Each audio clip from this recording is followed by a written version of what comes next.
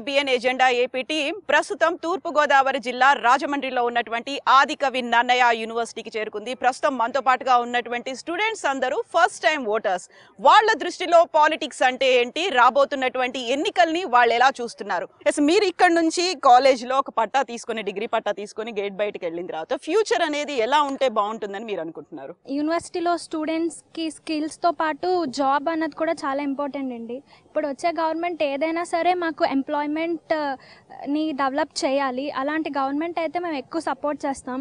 అంతేకాకుండా మనం వేసే ఓటు హక్కు కూడా మనం సొసైటీని దృష్టిలో పెట్టి వేస్తాం. కాబట్టి చాలామంది అంటే వృద్ధులకి అందరికీ కొంతమంది ఆలోచిస్తారు, ఫ్యామిలీలో పిల్లల గురించి అలా ఆలోచించి వేస్తారు. కాబట్టి వాళ్ళు అన్ని కోణాల్లో వేసేటప్పుడు క్యాస్ట్, క్రీడ్ అవేం చూడకుండా, ఇప్పుడు జనరేషన్ స్టూడెంట్స్ అయితే గూగుల్ చేసేస్తారు. రేపు ఓట్ అనగానే ఈరోజు గూగుల్ చేసి ఈ నాయకుడు బాగున్నాడు, ఈ నాయకుడు బాగున్నాడు అనేస్తారు. కానీ నా దృష్టిలో మనం కనీసం ఈ టైంలో అయినా వాళ్ళు ఏం డెవలప్ చేస్తున్నారు, ఎజెండా ఏంటి, వాళ్ళు నిజంగా ఎజెండాని ఫాలో అవుతారా లేదా. 5 yearsకి వాళ్ళు అంటూ ఉంటారు మేము ఇవి చేస్తాం అవి చేస్తాం అంటాం, కానీ చాలామంది చేసేది చాలా తక్కువ. కాబట్టి యూనివర్సిటీలో సీట్స్, వాళ్ళకి డెవలప్మెంట్, ఎడ్యుకేషన్ రిలేటెడ్ అన్నీ కూడా డెవలప్ చేస్తే మేము యూత్ ఇంకా వాళ్ళని ప్రమోట్ చేస్తామంటే నెక్స్ట్ ఇయర్ కూడా వాళ్ళకి ఓటేసే అనుకుంటాము. ఇప్పుడు పాలిటీషియన్స్ అంట లిక్కర్ పవర్, మనీ పవర్ చూసే ఇస్తున్నారు. ఇంత ఇచ్చారా, ఇంత వేసామా, వాళ్ళు ఇంత ఇచ్చారు మనం ఇంత వేస్తున్నాం. అలా కాకుండా మనం 5 yearsకి వీళ్ళు ఇంత డెవలప్ చేస్తున్నారు. మనకు ఫ్యూచర్కి ఒక ఆశ ఉండాలి. అది చూసుకోవాలి.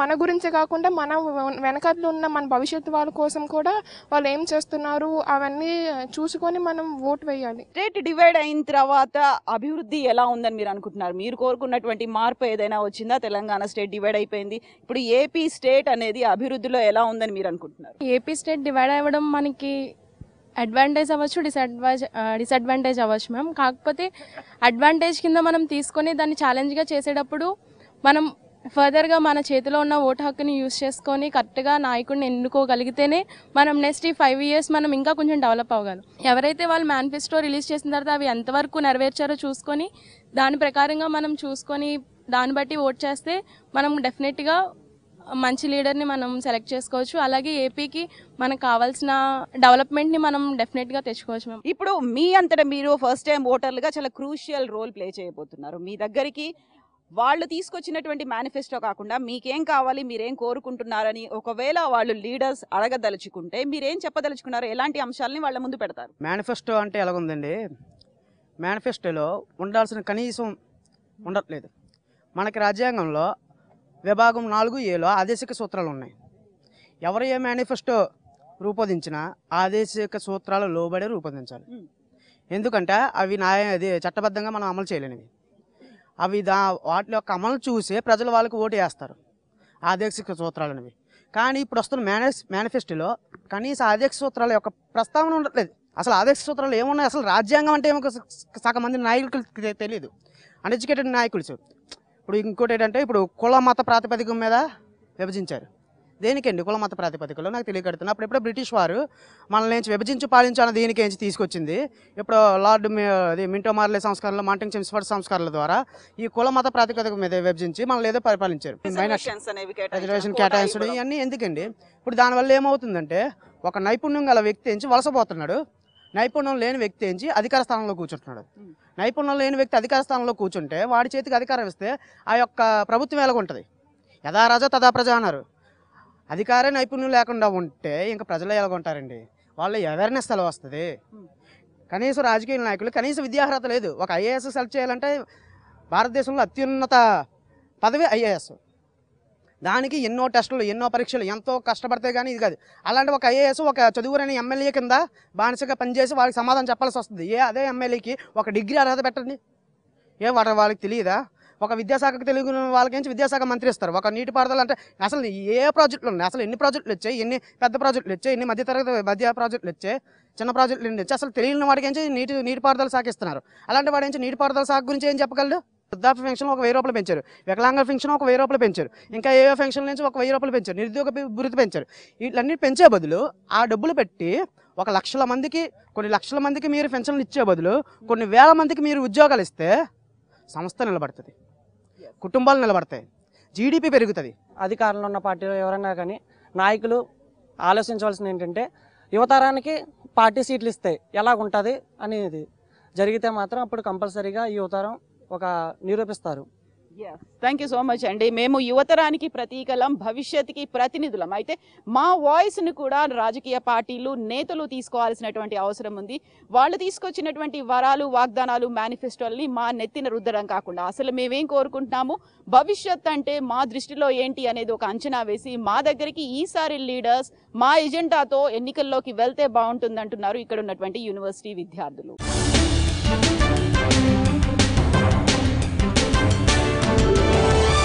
విభజన జరిగిన తర్వాత మొట్టమొదటిసారిగా ఆంధ్రప్రదేశ్లో సార్వత్రిక ఎన్నికలు రాబోతున్నాయి. ఈ నేపథ్యంలోనే అందరి సెంటిమెంట్ ప్రత్యేక హోదా, అలాగే రాష్ట్రంలో సమగ్ర అభివృద్ధి అనే నినాదంతోనే ఈ ఎన్నికలు జరగబోతున్నాయి. ప్రస్తుతం మనమున్నాము ఆదికవి నన్నయ్య యూనివర్సిటీలో. ఇక్కడ ఉన్నటువంటి ప్రొఫెసర్స్ భవిష్యత్తుని ఎలా చూస్తున్నారు, ప్రత్యేక హోదా అనేది ఎందువల్ల రాలేదు, విభజన హామీల అమల్లో జాప్యం ఎందుకు జరుగుతోంది, నిధుల విడుదలకు సంబంధించి కేంద్రం ఎందుకు వెనకడుగు వేస్తోంది, స్టేట్ డివైడ్ అయిపోయిన తర్వాత జరుగుతున్నటువంటి మొట్టమొదటి ఎన్నికలు ఇవి. చాలా హోప్స్ అనేవి ఉన్నాయి. అంతకుముందు చాలా వరకు ఉద్యమాలు కూడా చేశారు, సమైక్య ఆంధ్రానే ఉండాలి, రాష్ట్ర విభజన జరగొద్దని.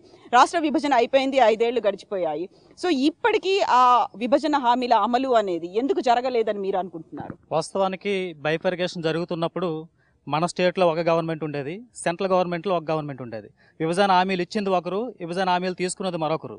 కానీ తర్వాత వచ్చుతున్నప్పుడు విభజన హామీలు అమలు చేయవలసింది ఒక గవర్నమెంట్ ఉంది పైన, విభజన హామీలను అమలు చేయించుకోవాల్సిన రెస్పాన్సిబిలిటీ ఇంకో గవర్నమెంట్ ఇక్కడ ఉంది. అయితే ఎప్పుడైతే విభజన జరిగిందో, బైఫర్కేషన్ జరుగుతున్నప్పుడు ఇక్కడ ఆంధ్రప్రదేశ్ ప్రజలందరూ ఒకటే అనుకున్నారు. ఏదైతే సెంట్రల్ గవర్నమెంట్ వచ్చే అవకాశం ఉందో, ఈ రోజు ఉన్నటువంటి సెంట్రల్ గవర్నమెంట్ ఏదైతే ఉందో ఆ గవర్నమెంట్ వస్తుందని చెప్పి ముందే ప్రజలు గమనించడం జరిగింది. ఈ రోజు ఇక్కడ ఉన్నటువంటి గవర్నమెంట్ ఏదైతే ఉందో అది సెంట్రల్ గవర్నమెంట్కి రెండు కలిసి పోటీ చేయడం పరిస్థితి జరిగింది. ఖచ్చితంగా విభజన హామీలు మనకు అమలు కావాలంటే పైన ఉన్నటువంటి ఇప్పుడున్నటువంటి గవర్నమెంట్ ఏదైతే ఉందో అది, ఇప్పుడున్నటువంటి గవర్నమెంట్ స్టేట్లో ఏదైతే ఉంది, 2 గవర్నమెంట్లు వస్తే ఖచ్చితంగా విభజన హామీలు జరుగుతాయని చెప్పి ఆంధ్రప్రదేశ్ ప్రజలందరూ కూడా ఆకాంక్షించారు. కానీ దాని భిన్నంగా ఒక 3-4 ఇయర్స్ తర్వాత జరిగినటువంటి పరిణామాల తర్వాత ఇద్దరి మధ్య ఏమొచ్చిందో తెలియదు. వాళ్ళిద్దరి మధ్య స్నేహపూర్వకమైనటువంటి సంబంధం ఏదైతే ఉందో దెబ్బకొట్టడం జరిగింది. అందువలన ఈరోజు వాళ్ళు ఇచ్చినటువంటి బైఫర్కేషన్ హామీలు ఏమీ జరగలేదు. ఒక మాటలో చెప్పాలంటే central university, tribal central university రావాలి, గత గవర్నమెంట్ ప్రకటించింది, ఈ రోజుకి అది నోచుకోలేదు. రైల్వే జోన్ వైజాగ్ ఏదైతే ఉందో అది కూడా అమలు జరగలేదు. మా ఈ డిస్టిక్లో చూసుకున్నట్లయితే పోలవరం ఏదైతే ఉందో ఈ రోజుకి జాతీయ స్థాయి వచ్చింది, కానీ పోలవరంలో వాళ్ళకి సెంట్రల్ గవర్నమెంట్ ఎటువంటి నిధులు ఇవ్వలేదని మనం భావిస్తున్నాం. ఎందుకంటే అది ఇప్పుడు కూడా పూర్తిగా ఒక 10% కూడా అవ్వలేదని చెప్పొచ్చు చూసినట్లయినట్లయితే. అదేవిధంగా సింగపూర్ని మించినటువంటి అమరావతి అవుతుందని చెప్పి అందరూ ఆకాంక్షించాం. కానీ ఈరోజు కనీసం మినిమం ఉండని బిల్డింగ్ కట్టుకోలేని పరిస్థితి ఏర్పడింది. కారణం బైఫర్కేషన్ ఇవ్వకపోవడం వల్లనే.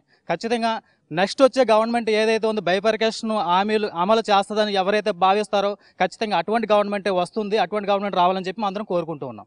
విధి విధానాలు సమగ్రంగా ఉండాలి, సంపూర్ణంగా ఉండాలి అంటే ఎలాంటి విధి విధానాలు పార్టీలు అవలంబిస్తే బాగుంటుంది అనుకుంటున్నారు? ఓటర్లుగా మీరేం కోరుకుంటున్నారు? ఇప్పుడు ఏంటంటే మేడం, ఏదన్నా సరే వీళ్ళు డెసిషన్స్ తీసుకునేటప్పుడు విభజనకు కూడా రాష్ట్రంలో ఒక చిన్న పిల్ల దగ్గర నుంచి ముసలి వాళ్ళ దాకా బయటకు వచ్చి సమైక్యాంధ్ర అన్నారు. అది దానికి విరుద్ధంగా దేశాన్ని విభజించేశారు. అంటే ఆంధ్రప్రదేశ్ని, తెలంగాణని. అంటే ప్రజల దృష్టి మీద దృష్టి లేదు వాళ్ళకి, వ్యక్తిగత లాభాలే వాళ్ళకి కావాలి. అది దృష్టి మానేసి ప్రజల్ని ఇన్వాల్వ్ చేస్తూ ఒక ప్రణాళిక వేసుకుని మనకి విద్య, వైద్య రెండూ కూడా చాలా బాగా మంచి టీచర్స్ని వేసి స్కూల్స్లో టీచింగు, మంచి వైద్యులతోటి హెల్త్, ఈ రెండు ఫ్రీగా ఇస్తూ ఆ చెప్పేవాళ్ళ టీచర్ల కడుపులు నిండేంత జీతాలన్నా ఇస్తూ మనం ప్రణాళిక వేసుకుంటే ఏ దేశమన్నా, ఏ ఆంధ్రప్రదేశ్ కాదండి, ఏదన్నా సరే డెవలప్ అవుతుంది. అందుకని ప్రజల ఇంపార్టెన్స్కి ఎప్పుడు ముఖ్య పాత్రత ఉంటుందండి. ప్రజల్ని ఇన్వాల్వ్ అవ్వాలి అంటే తప్పకుండా వాళ్ళని ఫీలింగ్ తీసుకురావాలి, టీమ్ స్పిరిట్ తీసుకురావాలి.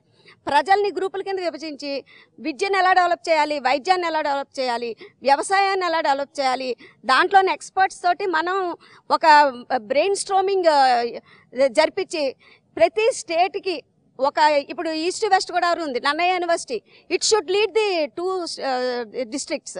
ఈస్ట్ వెస్ట్ గోదావరికి ఇక్కడ ప్రొఫెసర్ సాయంతో ఇక్కడ అన్ని రంగాలు ఉన్నాయి, యూనివర్సిటీలు అన్ని డిపార్ట్మెంట్స్ ఉన్నాయి, అందరూ బాగా PhDలు చేసిన వాళ్ళు ఉన్నారు. వాళ్ళ సాయంతో ప్రణాళికలు చేస్తే మీరు US వెళ్ళండి, ఎక్కడికి వెళ్ళినా ఆ యూనివర్సిటీ పేరుతో పిలుస్తారు స్టేట్ని. అలాగే ఇక్కడ కూడా ఈ డిస్ట్రిక్ట్స్లో ఉన్న ఈ 2 డిస్ట్రిక్ట్స్ హెడ్ అయిన నన్నయ్య యూనివర్సిటీ, అలాగే ఆంధ్ర యూనివర్సిటీ ప్రొఫెసర్స్ని, చదువుకున్న వాళ్ళని ఇన్వాల్వ్ చేస్తూ ప్రజలకు ఏం కావాలి, ముఖ్యంగా విద్య, వైద్య, వ్యవసాయం ఇలాంటివన్నీ కూడా ప్రణాళికాబద్ధంగా చేస్తే మనకి ఎలాంటి సపోర్టు సెంట్రల్ నుంచి అక్కర్లేదండి. ఆంధ్ర వాళ్ళే మొత్తం ఇండియా మొత్తం సపోర్ట్ చేయగలరు. ప్రజలకు కూడా ఇది చాలా important time, crucial time. They have to analyse.